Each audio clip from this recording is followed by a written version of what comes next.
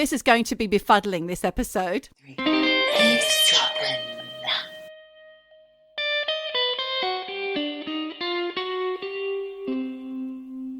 Georgette. Hello, Michelle. Hello, Georgette. Hi. How are you doing? You all right there? Yes, I just showed you before. I've got my flask. Got your flask. You look like Paul Hogan. Thanks. Paul Hogan on the Sydney Harbour Bridge, because that's where he started, you know. Anyone who knows who Paul Hogan is, that's Crocodile Dundee to most people.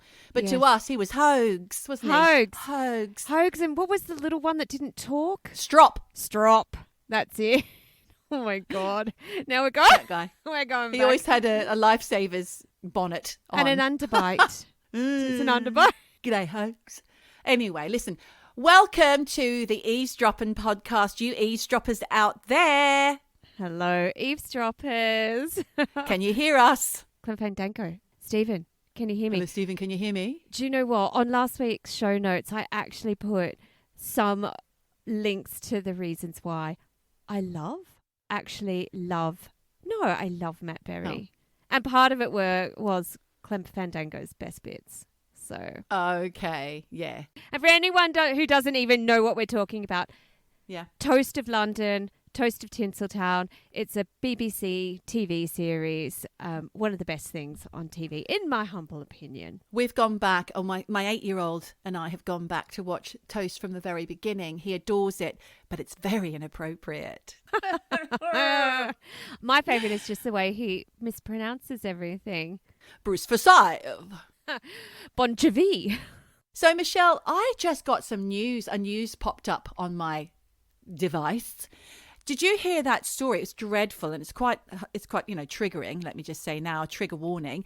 There was a murder in 2012. The French gendarmes have just arrested a suspect for the shooting of the Al-Hili family in 2012. Do you remember the family that was shot to death? There was one survivor, and that was the child who's hid behind her mother's skirts in the boot of the car. And a passing cyclist also was shot dead.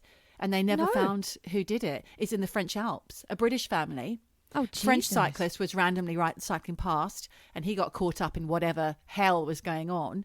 But anyway, they have just, the police, or the gendarmes, have just arrested a man on well, it's a suspect. They can say no more. It's secret. So I'd like to keep an eye on that story. So anyone who's got info or whatever, because that's a true crime story that has often intrigued me and horrified me at the same time. Well, I'll tell you what intrigued and horrified me was my What? Guardian alert that popped up literally 2 minutes ago about Boris Johnson partying in 2020. He's admitted it during lockdown. Oh, he came He's clean. come did clean. he? He's come clean, and he sends heartfelt apologies. But do you know what? Oh, not enough, Boz. No, I think the British public will be like, fuck you. My grandmother was dying. I wasn't allowed to see her, and you're having a party at number 10. Go fuck yourself. I think his days are numbered. Let's just see. Watch this space. So, what's going on this week, Michelle? Well, I guess it's conspiracy theories. I guess it might be described as that. I have one I'm going to share with you. Well, I think it's okay to introduce the fact that we are finally going to address the massive elephant in our eavesdropping recording booths, which is that one episode, I don't remember which one, Michelle dropped the bombshell that she's not convinced that the moon landings, all of them or just the first one, Pretty much all of them. that any of the moon landings ever happened. We have promised. Deep fake. She thinks it's a deep fake. We have promised to address this elephant in our studio, as I've said, at some point. And today is the day. But to accompany Michelle's theories and her presentation of her argument, I thought it would be interesting to have a little look at the little thing called flat Earth, because it actually goes hand in hand. Well, I want to just tell you that you have accused me in the past, Of being a albeit flat maybe earther. jokingly, of being a It flat was a earther. I know joke. I hope so, because of course I don't think the Earth is flat. For goodness' sake, you'd have to be silly. Well, to be honest, Michelle, I don't give the shape of the Earth much thought on a daily basis. And that's what really stood out to me when I was doing my 10 minutes research before recording this podcast. Do you think much about the shape of the planet that we're on a daily basis? No, of course I don't. And the only times I've ever really thought about it is when I'm surfing. You know, you've paddled out, you're past the green waves, and you're out there, and you really can like see the sphere of the Earth on the horizon in front of you, and it's such a calm feeling, and that's probably really the only times I've ever thought about. God, you know, look at this. It's amazing. What an incredible world that we're on a round Earth and we don't fall off. It's gravity. It is gravity, obviously. Gravity that keeps us stabilized. But it actually caused me to think a lot about gravity as well, which I'll talk about in a little while. It's quite fascinating. And do you know what would have been good to do before recording this episode today, Michelle? What? Contacting Neil the scientist and asking for a little bit of help on some of this, because one, we're no mathematicians, are we? Two, no, we're no scientists, are we? Let's face it. No. I was going to say, I can barely even remember what a beaker was called. What's a beaker? You know, science was... Oh my God! It's the test tube like the thing little, that's more like a... It's a beaker. Like a jug. It's not a test tube. It's the lip. other thing. It is like a jug. See, we need you, Neil, the scientist. We don't even know the terminology for bits and pieces. I know what a Bunsen burner is. Oh, yes, everyone knows what a Bunsen burner is.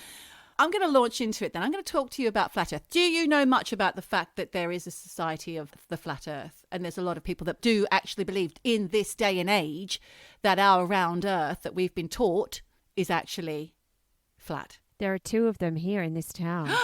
I shall say no more. Oh, wow. Okay. I'm not outing them, but they know who they are. But yes, there are people that believe the Earth is flat. Can I ask how often they raise that subject? Are they trying to sell it to you? Are they trying to convince you of it?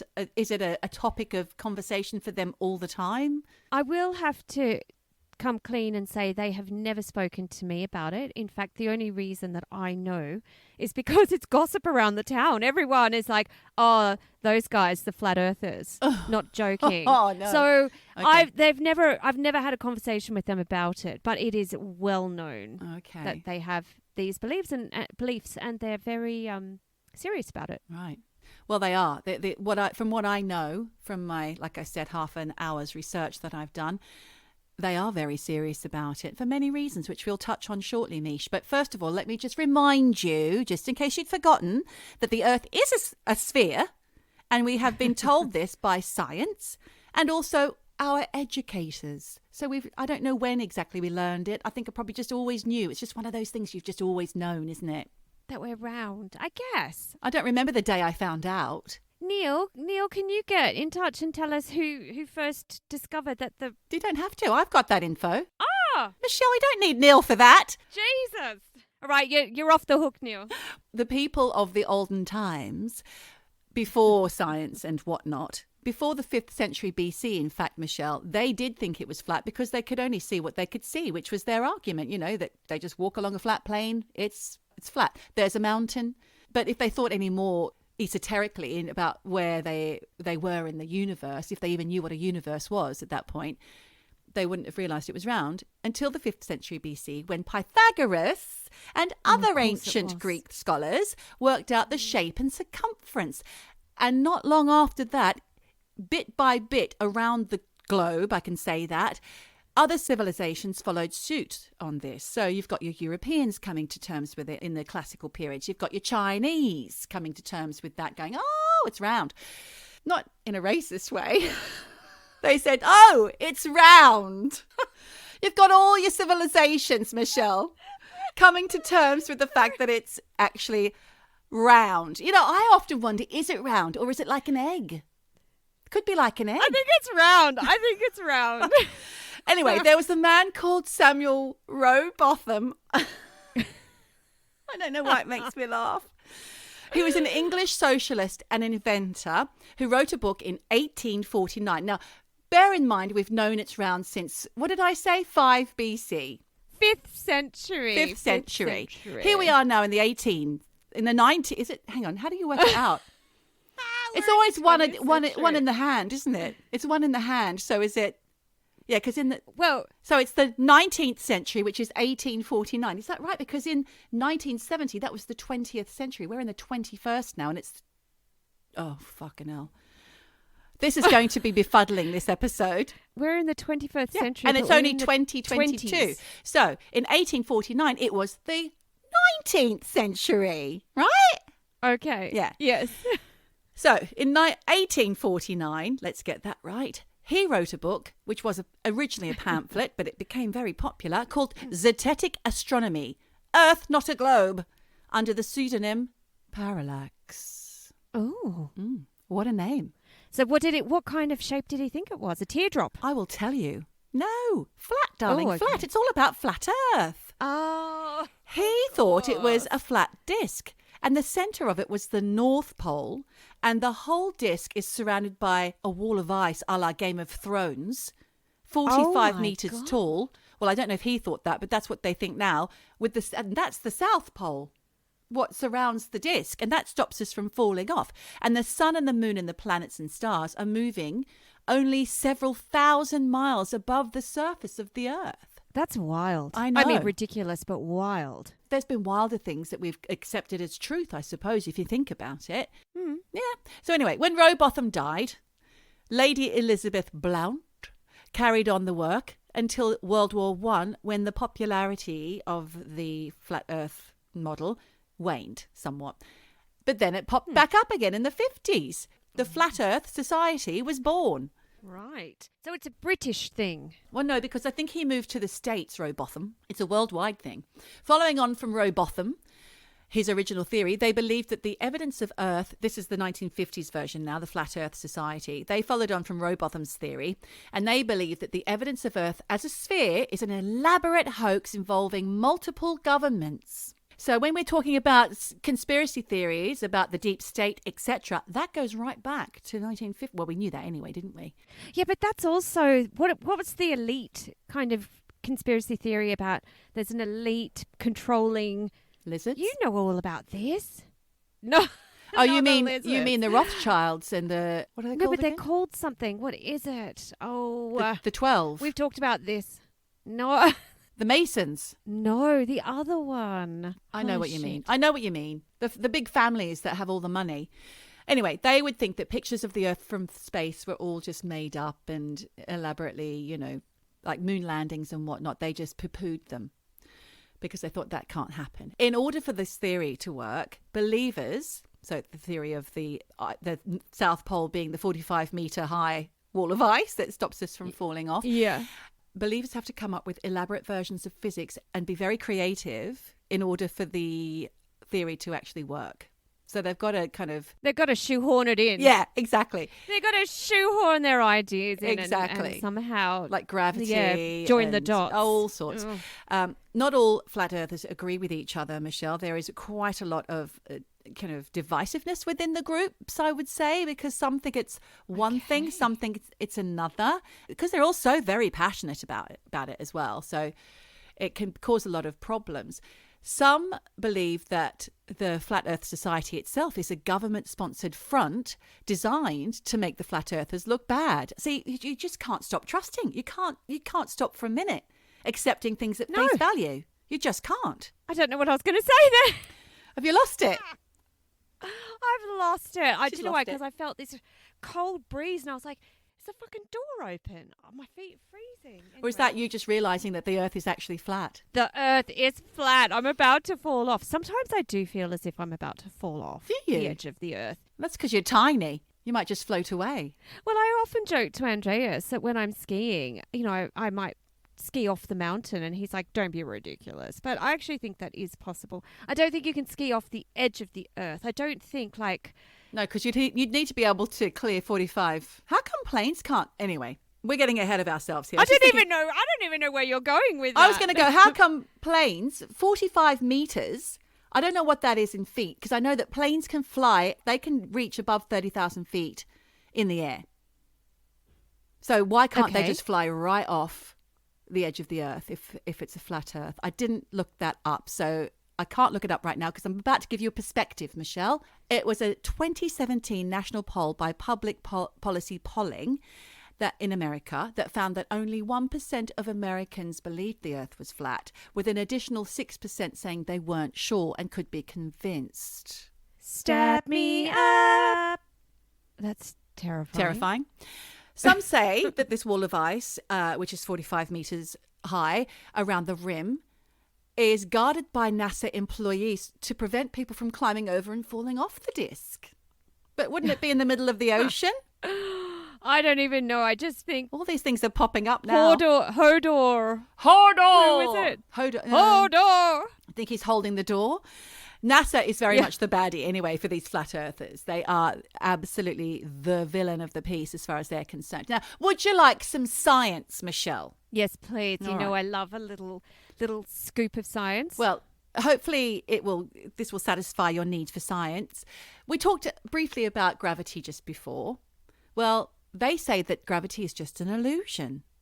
But I will say, from the small amount of research that I did, and Neil will back me up on this, that gravity pulls us into the center. You know about the Earth's core. There's a magnet, there's a like a magnetron or something around it.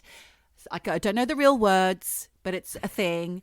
And that brings us, the gravity pulls us on our circular world to the ground, right? But if, in fact, the pole, which is responsible, like the poles between each other, responsible for creating the gravity in the first place, if it was that the North Pole was in the middle and the South Pole was behind us, then we would be leaning towards the pole, the nearest pole to us. So we would be sideways. Rain would be falling sideways. That's crazy. Just think about that for a moment. I have to let that sink in. Here's some more science, which I don't completely understand. I'm apologizing in advance. I did copy and paste this. Objects do not accelerate downward. This is according to Flat Earth. Instead, the disk of Earth accelerates upwards at 32 feet per second squared. So that's 9.8 meters per second squared. I don't actually know what that means because I don't do maths. And it's driven up by a mysterious force called dark energy. Now, in a nutshell, what I've just said is that objects do not accelerate downwards. So that's gravity again, isn't it? The gravity is caused by the Earth going up rather than the things going down.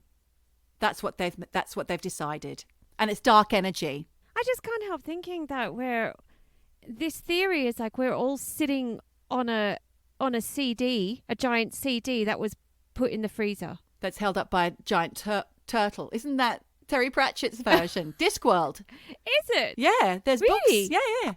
Science fiction books and TV series and all sorts you can find. I thought out I there. just Terry came up with Pratchett. that idea myself. Well, no, I didn't know about the that. turtle. You didn't come up with a turtle. You didn't say anything about a turtle. I didn't say did. the turtle. No, I You did. said the turtle. Discworld is a Terry Pratchett series of books anyway. There's some controversy between the flat earthers about whether or not Einstein's theory of relativity allows Earth to accelerate upwards indefinitely without the planet eventually surpassing the speed of light. So again, there's no gravity in this equation. It's the planet travelling up. I'm confused. The theory of relativity still stands in some flat Earth circles. They can't kind of undo that one.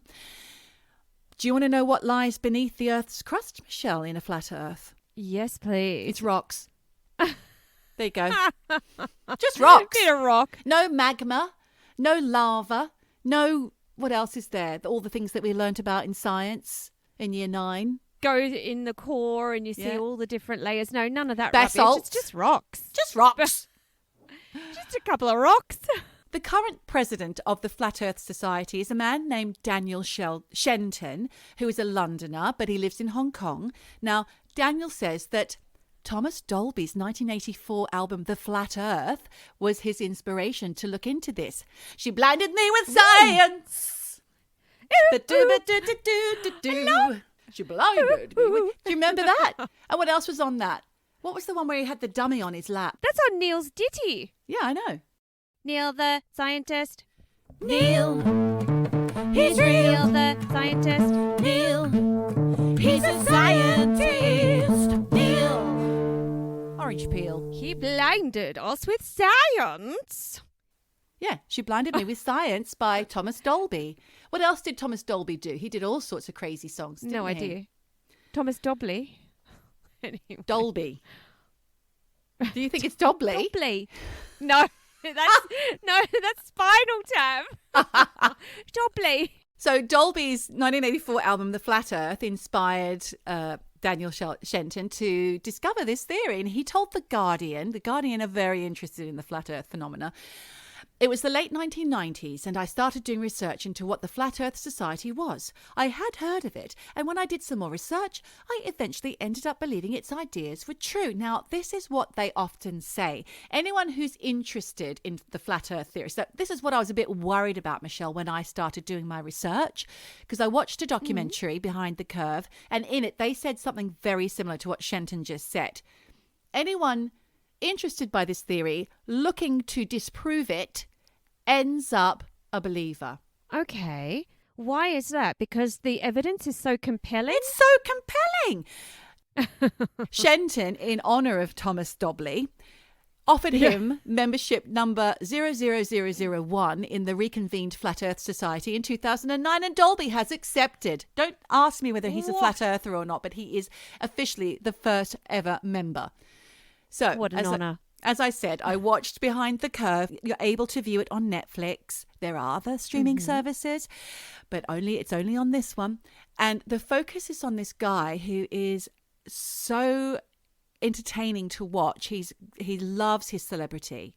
He loves it. His name is Mark Sargent.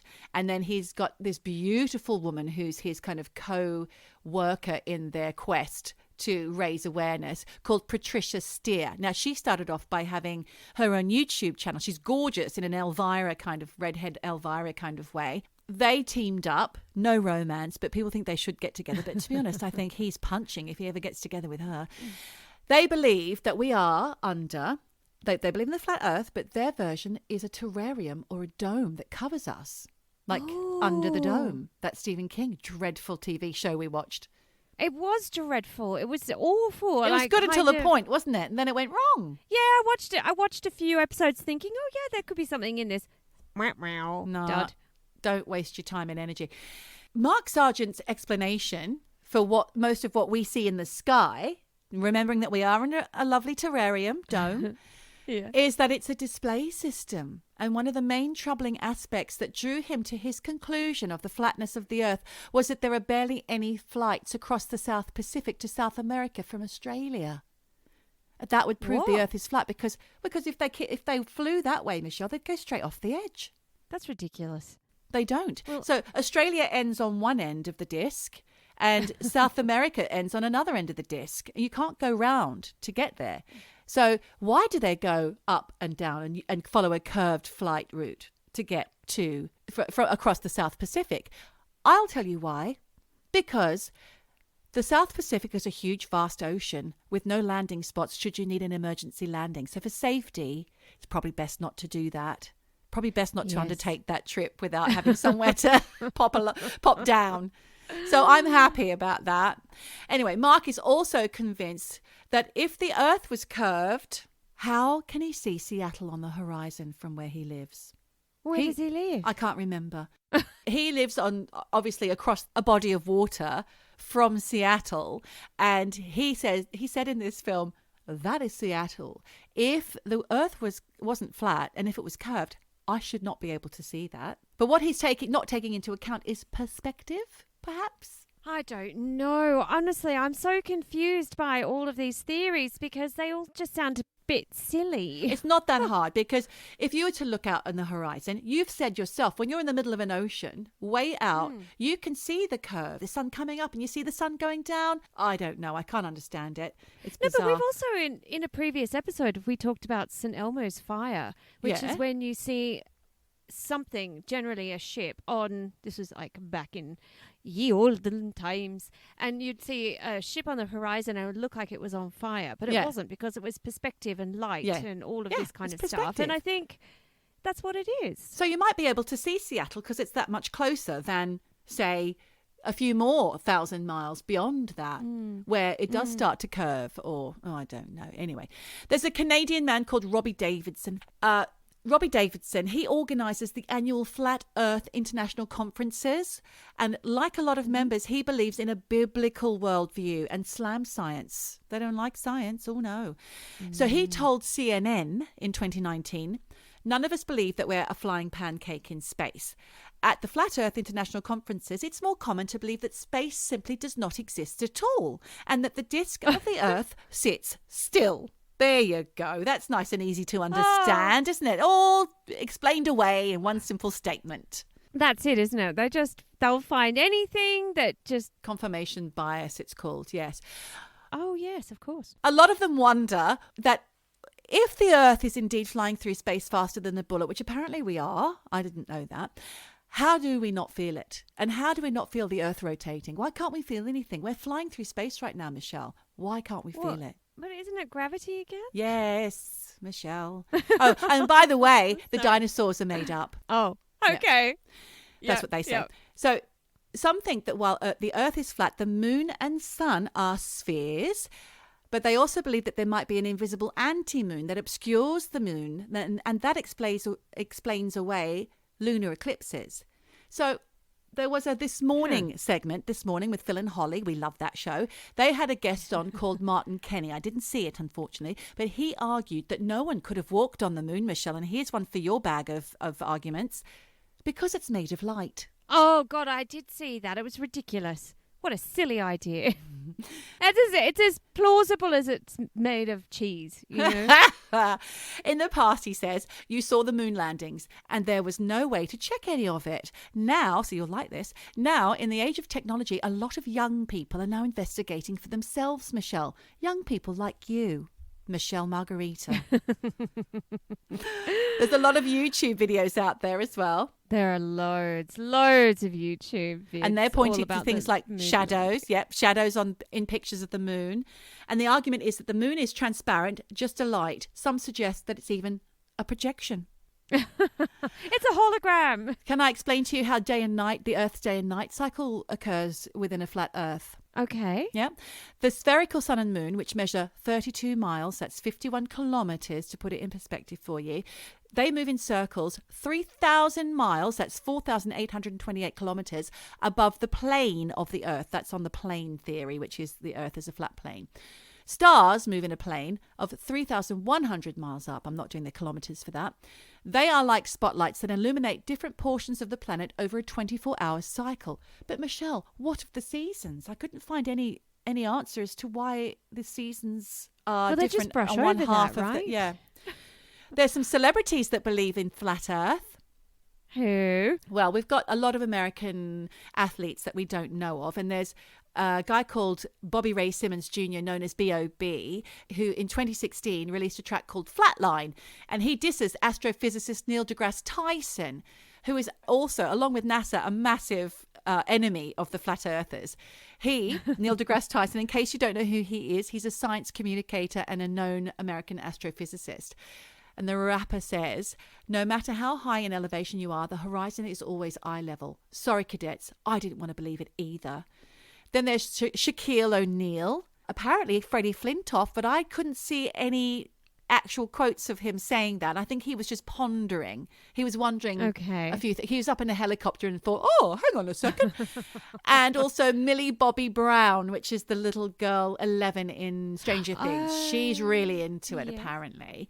So the majority of flat earthers tend to believe in other conspiracy, Michelle, like 9/11, truthers, anti-vaxxers, chemtrails, Holocaust deniers, Sandy Hook conspiracists. I hadn't heard that one. That's about gun control. They believe the Sandy Hook massacre took place because the government planned it in order to have stricter gun control laws in the United States. Now, that's a horrific thought that anyone should come up with that to explain that awful occurrence. But that's also, the 9/11 as well. People died so they could get Saddam Hussein. Who knows? Who does know? So Flat Earth conferences are the place to discuss all these conspiracies, because the ultimate question is, Michelle, this is why, I asked you at the beginning of this conversation, how often do you think about the Earth's shape? Not often at all, because you just accept what you're being told. But there are people who don't, because they believe that we're being lied to, very much like your quote that you said a few weeks ago after watching Don't Look Up, they're lying to us. Someone is hiding the true shape of the planet from us. Why? Why? There is no reason because it's round. Well, listen, here's some questions. I've got some questions. There'd be no difference in the hemisphere, so the stars would be the same for everyone. So there'd be no Southern Cross. And would Australia still be down under? That's my question to flat earthers. No. It wouldn't be down under. Okay, It'd be across them to the side. Ask them. Also, can you ask them that due to a lack of something called the Earth's core oils, the Earth's coils force, there's an Earth core coil, I think. I don't know. I've misspelt it. Now I don't know what it is. We'll have to ask Neil. Because of the polar difference between the North and South Pole in a sphere, we get a lot of hurricanes, typhoons, cyclones. But on a flat Earth, those things would be a thing of the past. And that's explained away in science. Okay. With no gravity, the Earth couldn't hold on to the atmosphere and water would bubble away into space. These are all things that I discovered if the Earth was flat. But what is interesting, Michelle, is that the interest in the boom of the flat Earth conversation, it started up again in 2015 to 2017, which is around the time, if you remember, that Brexit, Trump, and lots of other conspiracies took hold. And I believe that might just be a reaction to the state of the world, the internet, and people feeling out of control and not having any control over their own lives. And that's when people start to look deeper. And they want to have control over what they believe. Exactly. So there were a lot of scientists and psychologists in this TV program that I watched, Behind the Curve, and they were perplexed, obviously, like you and I are, about how people can believe that the Earth is flat. But they did give them credit for their questioning minds. In fact, at the end, there was a conference going on at the same time as the Flat Earth conference that they filmed. And this one amazing scientist got up and said, we need to credit these people. They are scientists in the making. Because they're questioning. That's what a scientist is. It's a questioning mind. But then you go about trying to prove it. So you have your hypothesis, but then you have to prove it. And actually, there's a whole load of other scientists that then demand that you prove it. And what about XYZ? And what about this? And what about that? So it's peer reviewed and it's checked and checked and checked again before it's finally released to us as a fact, as a point of Well, that's the thing, truth. isn't it? You know, you can have your theories, but if you can't back them up, it's just talk. Exactly. That's all it is. And Yeah. that's what But this they do need to is. back them up. So with that said, he then went on to say, we shouldn't slam them. We shouldn't laugh at them. That just pushes these people away and isolates them even further. So then they just need more of that confirmation bias and the echo chambers that they're within.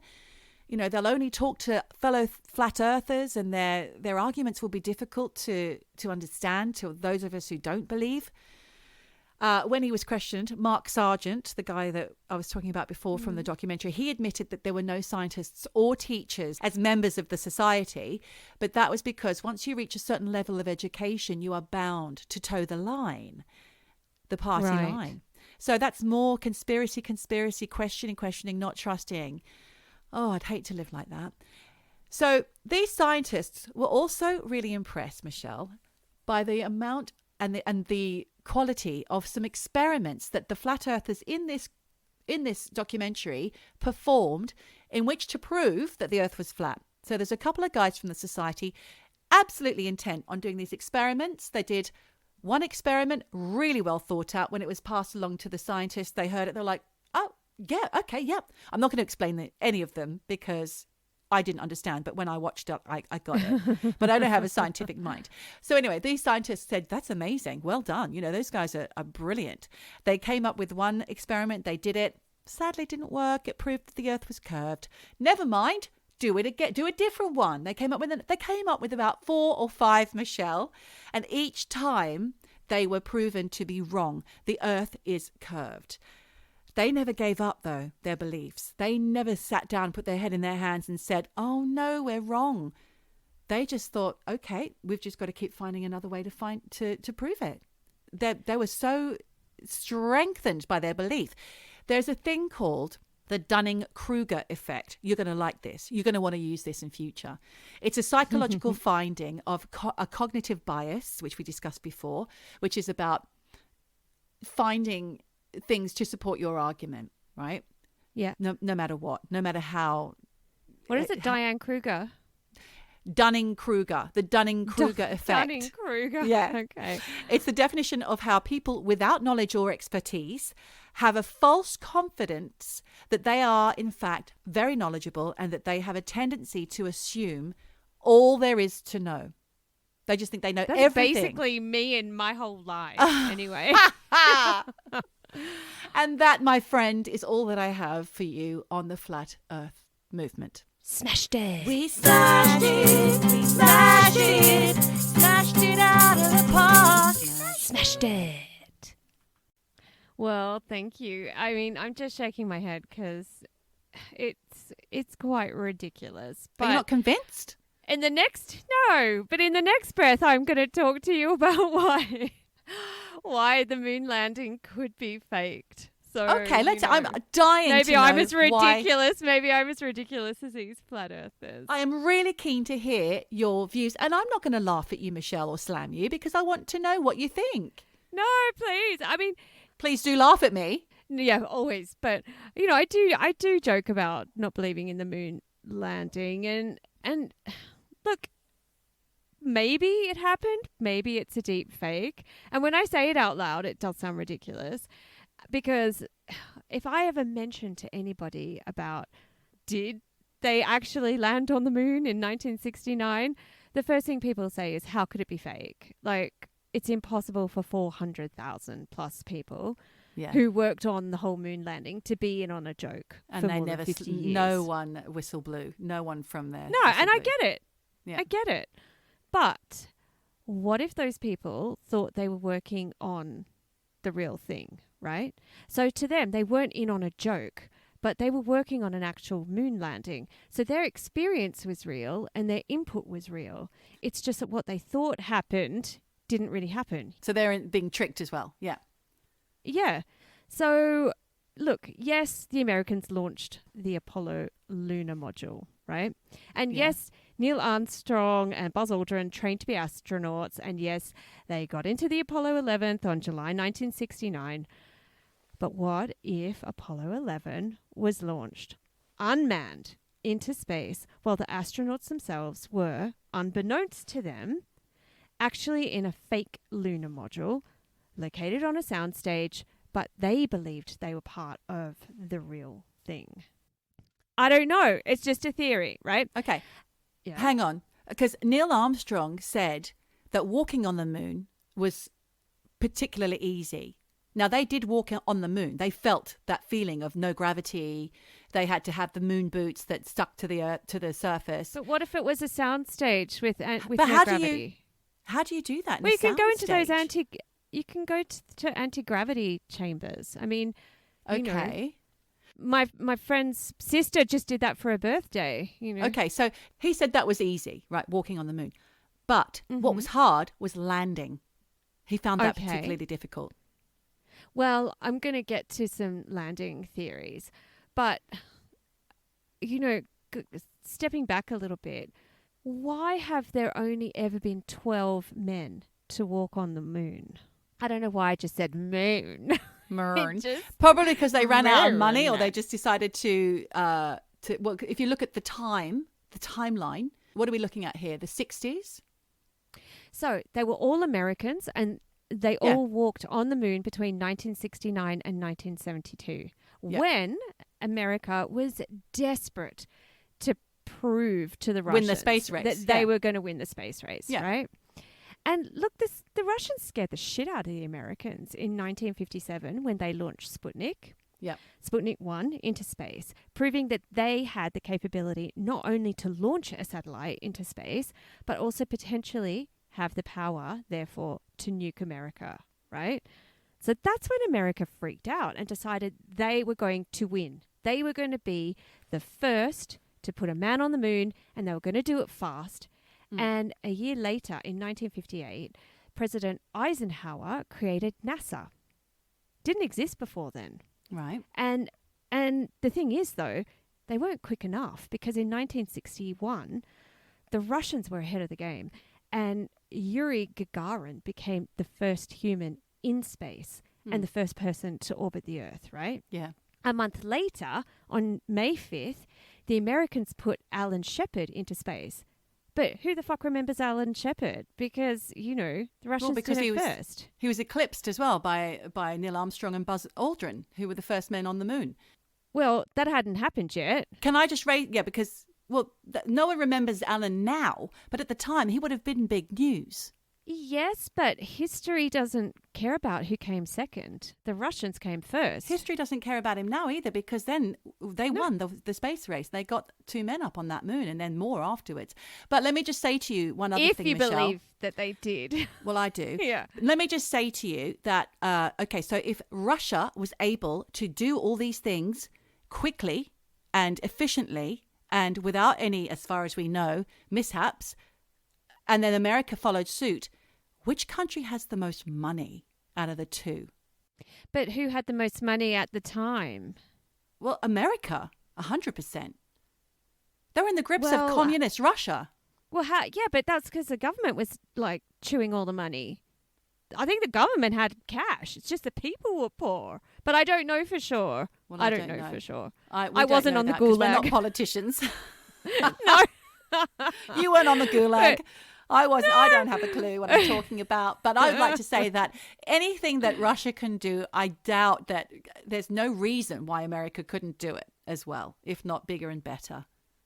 Well, that's what the Americans thought. And when, Eisenhower was gone, Kennedy was in power, he wanted to just smack down the Russians once and for all. So he, in 1961, after Alan Shepard had, done his non-memorable thing, he had a mandate, we're going to put a man on the moon and have him return safely to Earth. Uh-huh.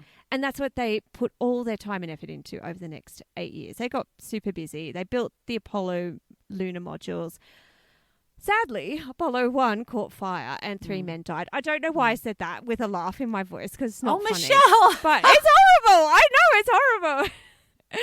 Well, there was always bound to be accidents. You would have known you were taking your life into your hand on any of these missions. No, but the thing is, like I said, the Russians were busy bees. And on July 13th... They had women up there and all sorts. Women and dogs, all sorts of things. Yeah, they did. Leica was up there. They had the first woman in space. They were ahead of the game. Yeah. Oh, they were very woke. So on July 13, 3 days before the launch of Apollo 11, Russia launched Lunar 15. It was a robot manned spacecraft that actually reached lunar orbit before Apollo 11. But during its descent, there was a malfunction and Lunar 15 crashed into a moon lake called Mare Crisium about 2 hours before Neil Armstrong and Buzz Aldrin took off from the moon's surface to go home. Yeah. Also, it's reported. But basically, the rivalry between America and Russia was fucking fierce. And once Apollo 11 returned safely to Earth, it didn't take long for the conspiracy theories to start. And may I just say, the conspiracy theories were not from Russia or China or anyone else, but Americans. They love a conspiracy. Yes, but against themselves, Yeah. Like if the Americans started a conspiracy theory against Russia, I'd kind of get it. Or the Russians against America. But it's kind of like, I've just told you about how 1 in 6 Americans, 1% of Americans think that the Earth is flat. They love to believe crazy stuff, things that we think is crazy. 20% believe that 20% of Americans believe that American did not land on the moon. Because, again, they believe that there is a huge lie. The government's lying to us. That's why. Well, but this is all on the back of Watergate, right? So that happened in 1972. Yeah, that wasn't really a good representation for their political system. No, because Kennedy was assassinated. Nixon was president. He was a Republican. He basically sent thieves to hack into the Democrat National Committee headquarters, steal the documents. Iffy. Yeah. Yeah, and then he I'd denied be thinking, it. Hang on. Yeah. But he was busted. So, the American public lost faith in government and realized... And with good reason, yeah. So, but they realized they could be and were lied to. And they had no idea they were being lied to. And that fed into the idea of, well, if our president can lie to us about Watergate, why can't the moon landing be fake?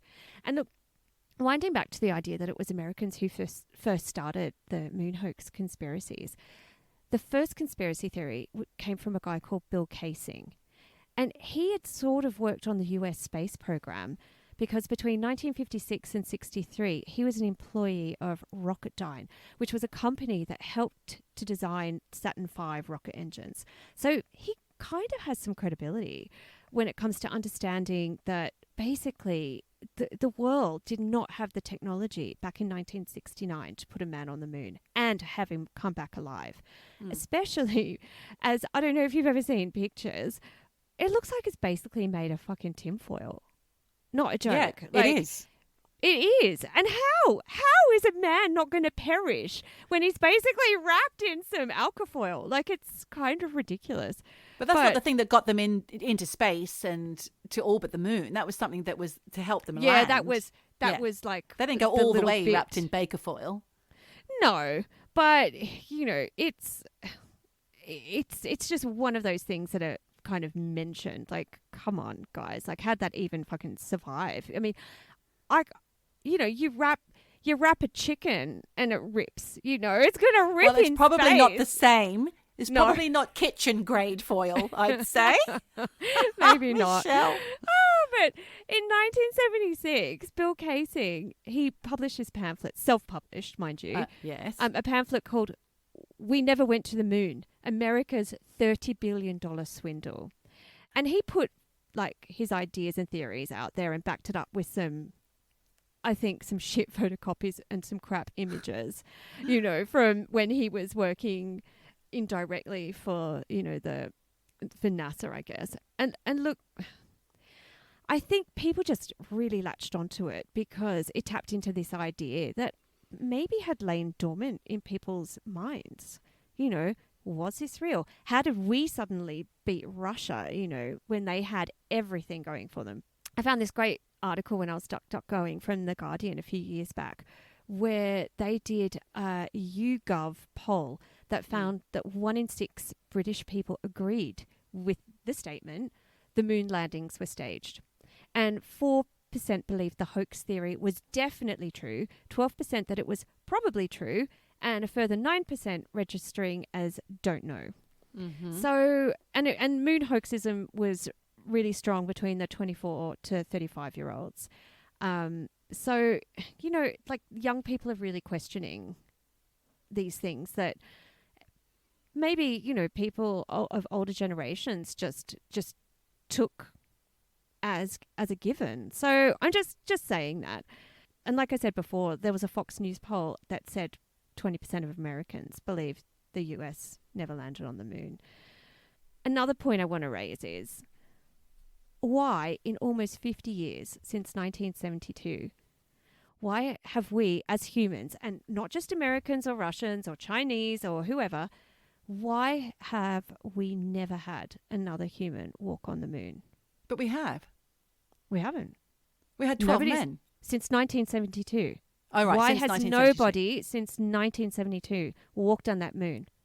Not Elon Musk. Well, Musk is probably on his way. Let's think about that. He might be going up there soon. He's going to go around space on a space trip, isn't he? They're all up there. You know, Branson and Elon. They've all got their fingers in those pies. But and they've brought back why? all the minerals and things. And it's probably they've looked at the minerals. They've got like 382 kilos of moon rock that's been collected across 6 missions. Apparently, they know that it's useless, so they're not bothering. Well, if it was any good, China would have gone. Well, it's just an idea. Like, why in 50 years has no one else been up there when they're sending everything else out into space, including our rubbish? I want to get into some nitty gritty of why people think the moon landing might be faked. Is it something to do with Stanley Kubrick? Oh, no, that's an idea that he was basically brought on to create 2001: A Space Odyssey, which 2001, my God, that was so long ago. And look where we are. Yeah, but anyway, exactly. That was all, you know, as a precursor to faking it. But okay. But 2001 wasn't really. I mean, it was a good film, but when it comes to special effects, wasn't that great? Well, neither were the pictures from the moon. Let's talk about the American flag. So what is going on with that? And you probably have heard this theory. Yeah. The flag So waving. yeah, exactly, it's all about the flag waving. So when the moon landing was first shown on live on telly in 1969, they saw the American flag waving in the breeze as Armstrong and Buzz Aldrin planted it, right? Yeah. And the photos seem to back this up. But we all know there's no air in moon's atmosphere, which means no wind, which means why the fuck was the flag flying in the breeze? So NASA has come back on this and reckons the flag was stored in a thin tube and the rippled effect was caused by it being unfurled before being planted. And they've also come up with another idea that the ripples were caused by the astronaut shaking the pole of the flag. But why was it rippling on the TV footage when they were nowhere near it? I don't know. Just putting it out there. I haven't seen it. I haven't seen that for a long time, so I can't recall. Number 2. Yeah. Where is the blast crater from when the lunar module crashed onto the moon's surface? And you talked before about how Buzz Aldrin, was it, or Neil Armstrong, one of them, had said it was really hard to land. So where's the crash site? It's like nothing except lunar dust. Like someone just gently placed Apollo 11 daintily on the moon.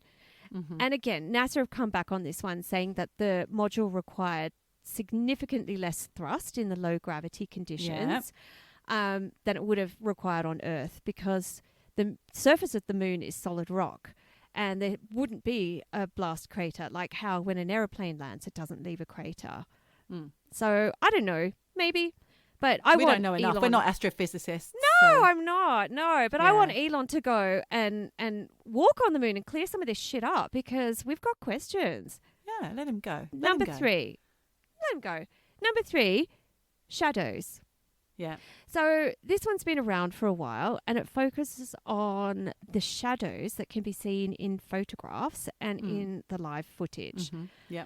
So the theory goes that on the moon, there's only one really strong source of light, and that's the sun. Yeah. So all the shadows should run parallel to one another. But in the vids and in the photos, the shadows are all every fucking which way. So this suggests to many that the photos are faked and the vids are faked. NASA says the uneven landscape is causing the strange shadows, because they admit the shadows are strange. NASA says, yeah, you're right. Answer. Yeah. Well, they're saying, oh, it's the uneven landscape. So I'm kind of calling bullshit on that. Okay. Then, number 4, there's this thing called the Van Allen radiation belt. So to get to the moon, astronauts have to go through this Van Allen radiation belt, which is a zone of particles that are charged, right? So the Apollo missions to the moon were the first time humans had gone through this belt.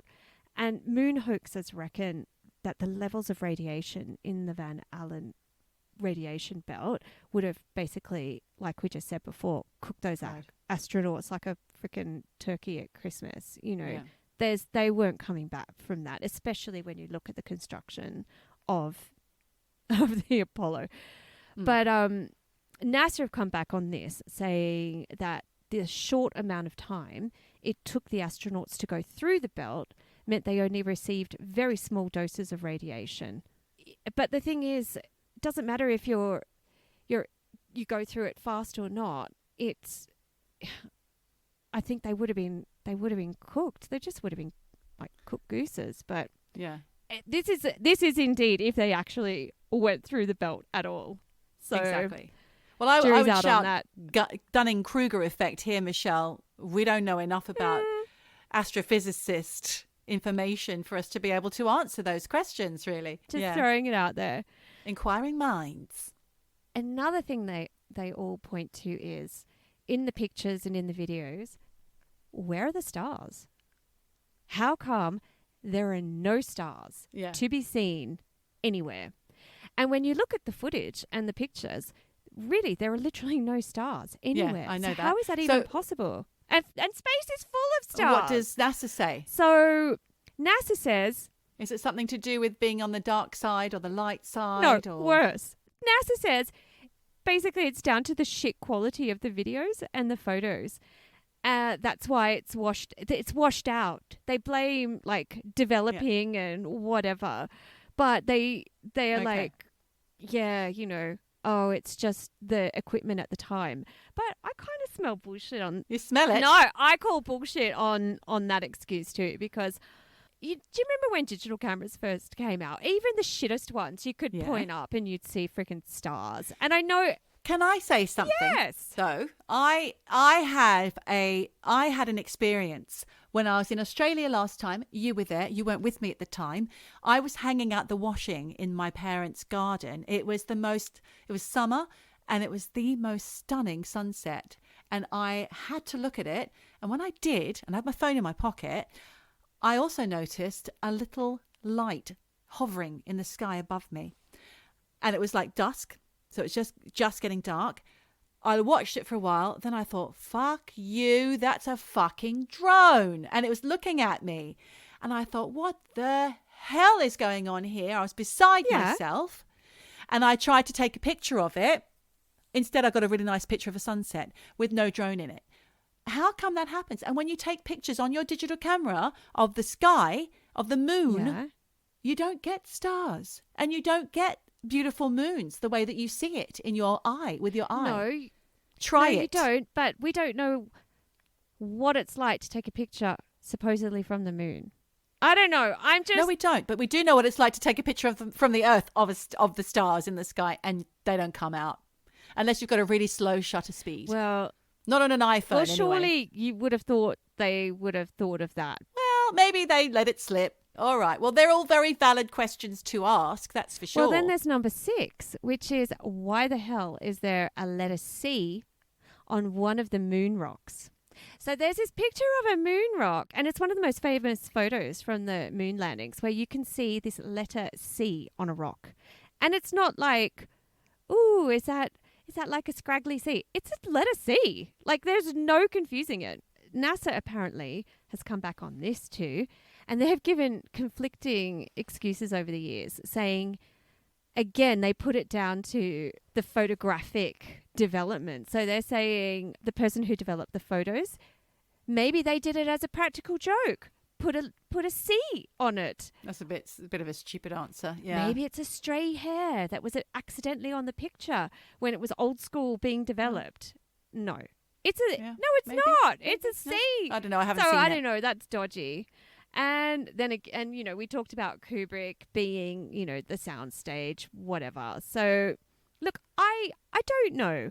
And I'm not saying I really, really believe that it's a hoax, but my mind is open to the idea that America never went there. It could be, it might not be. I don't know. But you must admit that they got close. If they didn't land, they at least orbited, right? You have to admit that. I believe that could have been possible because the Russians had already done it. With manned orbiting. Maybe. Because Russia had manned space missions as well, orbiting the moon, right? Yeah, but... if they could do it, why couldn't the Americans? Yeah, that's true. They probably had the technology at the time. I think when someone, and like I say, Russia, China, who knows, America again, but hopefully not. Whoever goes up there next and whoever sets foot on the moon, I think a lot of questions will be answered. And maybe it will be, here's the dodgy flag, Americans really were here first, there it is. Or maybe not. I don't know. I'm just putting it out there. Well, it depends where they land. They'll probably work that all out. I mean, again, I'm no astrophysicist, but I would like to say, Michelle, I hope they don't ever go again. I hope they leave that moon the fuck alone. Because why would they want to go there? Apart from to prove you wrong or others like you. To prove Michelle Margarita wrong. This is all for her. I don't want them to fuck with it. No. Don't fuck with the moon. Leave it as it is. If they start drilling holes in it, if they start mining it, what reason would they want to go there for? Apart from to gain something financially. The race has been won. That's been put to bed. That's why they don't keep sending people up there. The point's been proven, not in your mind, but in everybody else's who believes it. They, you know, and also the most important people, the Russians and the Americans, their space races have been put to bed. There's no need. It's been done. So thank God for that, because we don't want more people going up there and fucking with that moon. God knows what would happen if they started fracking the moon. I know. And that's the thing. Like, we just need to learn to leave well alone, accept where we are. Leave it alone. Just enjoy the earth we have while we still freaking have it, because who knows? Exactly. Whether it's flat, curved, or otherwise. Well, because how long? How long is it going to be around for us to enjoy with climate change? And now it's turning into doom and gloom. But yeah. So there it is. Yeah. Well, that was great, Michelle. Thank you. Thank you for laying that out flat for us. Flat Earth for you. Like I said, I kind of think it could be faked. I'm not really saying one way or another. I guess I'm in the don't know category. Okay. It's I think it's possible. You like to look at it definitely as a glass half empty rather than a glass half full. And also, I like... on this occasion. Yeah, and I also like to be devil's advocate. That's also fun Fair too. enough. Someone's got to do it, Mish. Someone's got to do it. Oh, well, thank you for that. That was incredible. I really enjoyed researching that, even though it only took a little bit of time. And I loved hearing all of your stories and reasonings about it. And now we finally know what Michelle thinks. Oh, or do I? Anyway. Or does she? And thanks for all the flat earth stuff. I mean, it's quite mental. Oh, well, thanks for the chit chat. Always good to see your lovely face. Thank you, Michelle. Well, this is the time for us now to say, whatever you do, wherever you are, just please, for God's sake, just keep eavesdropping. Eavesdropping. Eavesdropping. Eavesdropping. Eavesdropping. Eavesdropping. Eavesdropping. Dropping. Eavesdropping.